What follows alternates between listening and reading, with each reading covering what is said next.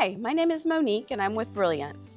I want to show you all something that I get asked about a lot in the field. People often wonder, can I use my 120 volt fixtures with my low voltage landscape lighting?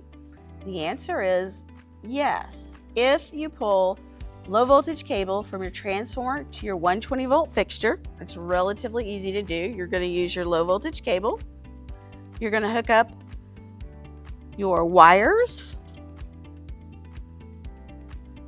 Done real quick, and I'm going to show you how to make your 120 volt into a 12 volt fixture via magic.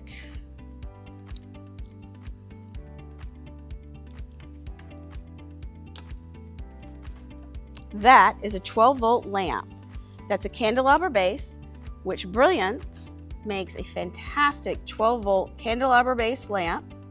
And if you have a medium base fixture that you want to turn into a 12 volt, maybe you already have one that's existing and you want to add it to the system, you can just order the medium base 12 volt lamp and do the same thing. Take your low voltage wire from your 120 volt fixture back to your transformer, and voila, you now have a 12 volt fixture that is on your system.